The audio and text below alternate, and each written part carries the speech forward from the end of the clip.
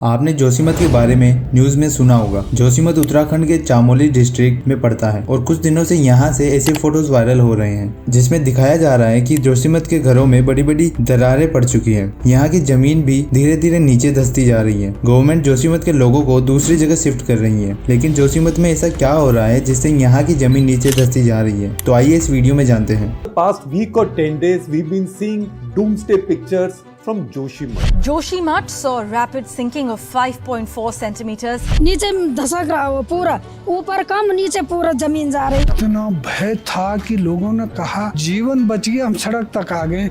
ये जोशीमठ जो 1875 मीटर्स की हाइट पे बसा एक टाउन है। जोशीमठ को ज्योतिर्मठ के नाम से भी जाना जाता है। ये जगह इसलिए फेमस है क्योंकि यहाँ लोग बद्रीनाथ के दर्शन के लिए आते हैं और इसीलिए ये जगह चारधाम की यात्रा के लिए एक टूरिस्ट और मोस्ट इम्पोर्टेंट टाउन भी बन जाती है। Joshimath military point of view से भी एक इम्पोर्टेंट जगह है क्योंकि यहाँ से कुछ ही किलोमीटर दूर भारत चाइना बॉर्डर LOC यानी लाइन ऑफ एक्चुअल कंट्रोल मौजूद है। यानी जोशीमठ रिलीजन, मिलिट्री और टूरिज्म तीनों के पॉइंट ऑफ व्यू से इम्पोर्टेंट जगह है। तो जोशीमठ की स्टोरी शुरू कहां से होती है? ये बात है 2021 की, जब जोशीमठ में हेवी फ्लड्स और रेनफॉल से हेवी सोइल इरोजन हुआ था। और रेनफॉल से हेवी सोइल इरोजन होने के कारण तब से इस एरिया के घरों में ऐसे बड़े बड़े क्रैक्स डेवलप होने लगे हैं और कई बिल्डिंग्स को तो गवर्नमेंट ने अनसेफ डिक्लेयर कर दिया। इसके बाद भी जोशीमठ में नई नई बिल्डिंग्स का कंस्ट्रक्शन चालू था और ये कंस्ट्रक्शन 5 जनवरी 2003 में रोका गया। 2021 से 2023 तक इन 2 सालों में ये एरिया लैंड सब्सिस्टेंस के कारण 2.5 इंचेस नीचे धंस गया और जोशीमठ के 570 से भी ज्यादा घरों में क्रैक्स आ गए। यहाँ की कंडीशन बद से बदतर होती जा रही है। जोशीमठ हिमालय माउंटेन के बहुत करीब है और इसके आसपास वाला सारा एरिया डिजास्टर प्रोन एरिया माना जाता है।